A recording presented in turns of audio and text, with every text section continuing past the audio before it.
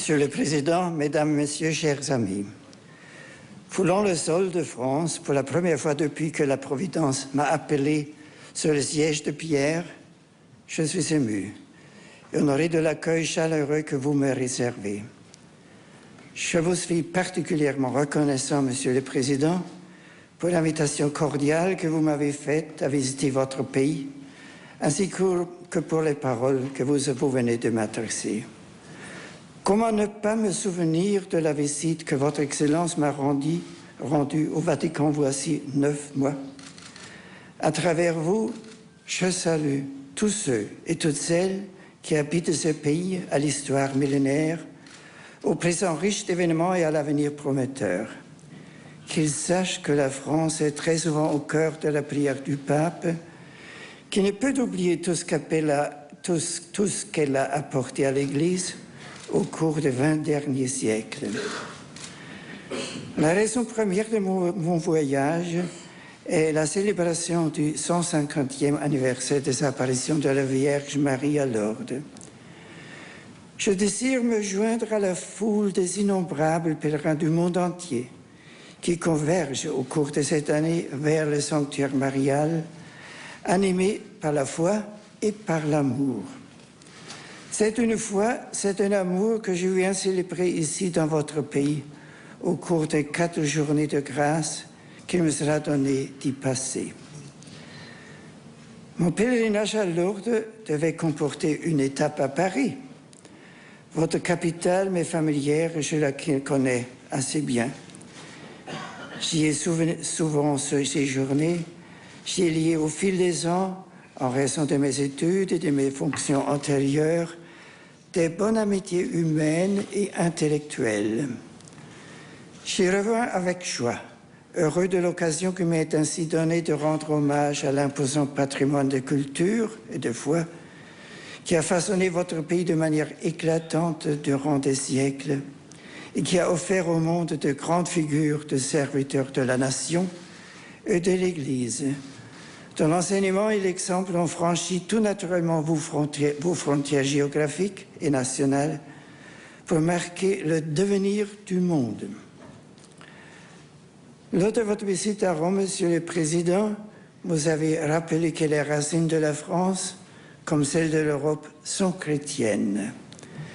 L'histoire suffit à le montrer. De ses origines, votre pays a reçu le message de l'Évangile.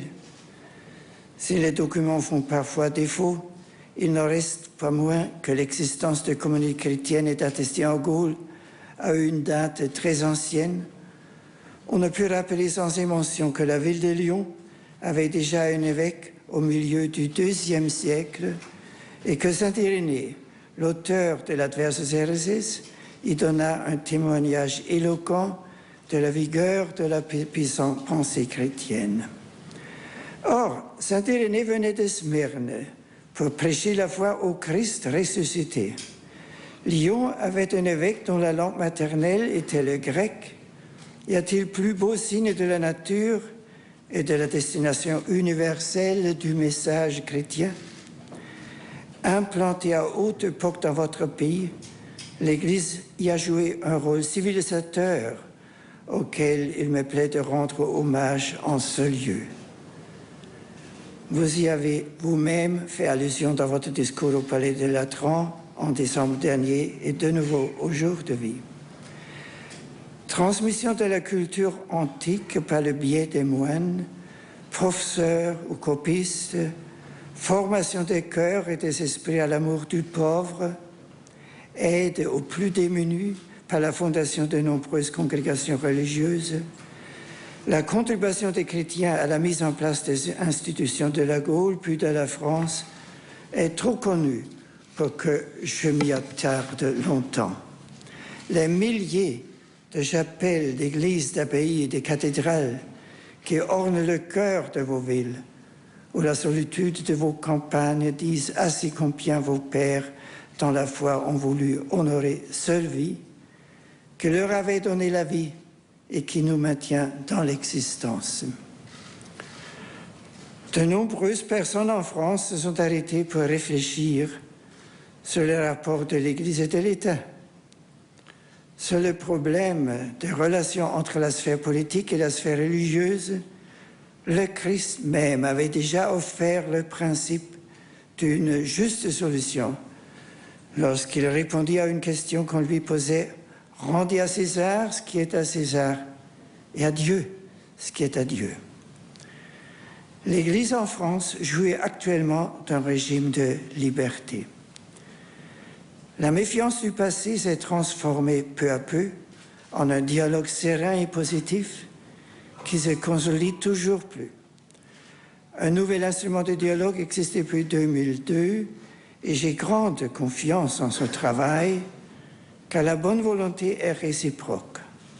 Nous savons que restent encore ouverts certains terrains de dialogue qu'il nous faudra parcourir et assainir peu à peu avec détermination et patience.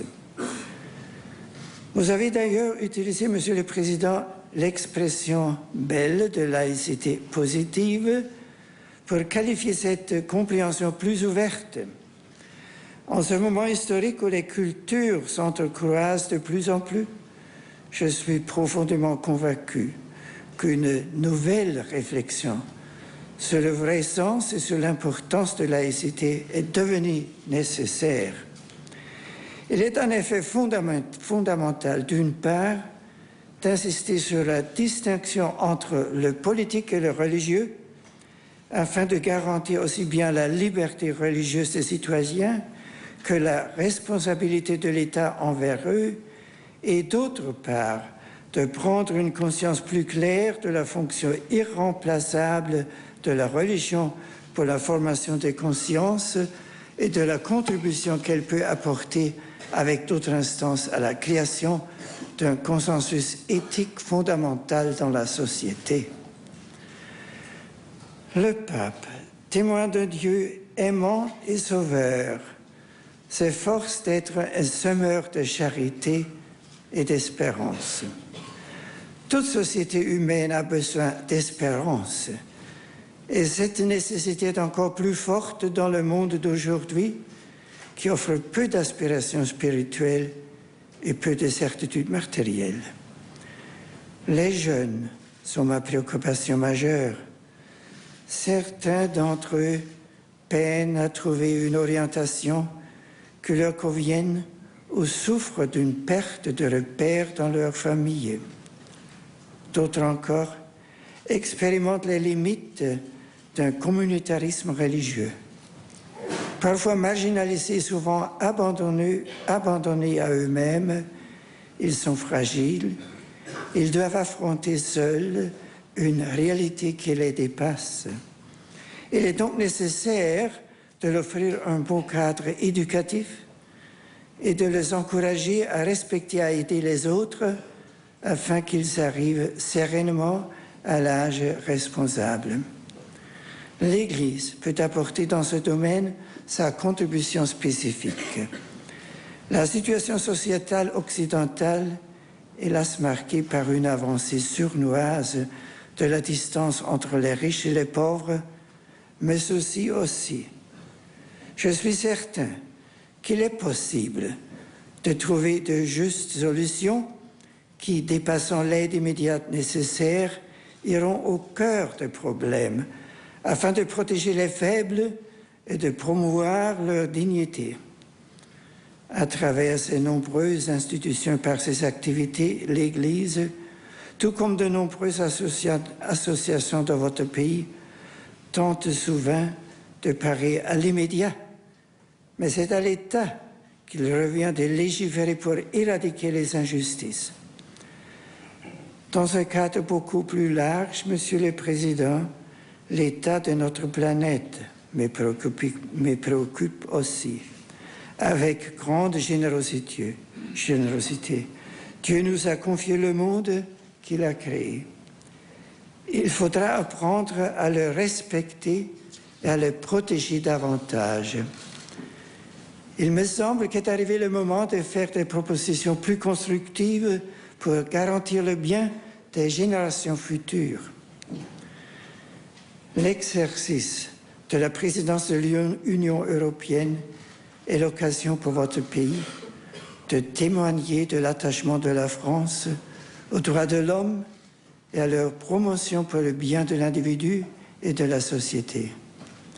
Lorsque l'Européen verra et expérimentera personnellement que les droits inaliénables de la personne humaine, depuis sa conception jusqu'à sa mort naturelle, ainsi que ceux relatifs à son éducation libre, à sa vie familiale, à son travail, sans oublier naturellement ses droits religieux, lorsque donc cet Européen saisira que ces droits, qui constituent un tout indissociable, sont promus et respectés, alors il comprendra pleinement la grandeur de la construction de l'Union et en deviendra un artisan actif.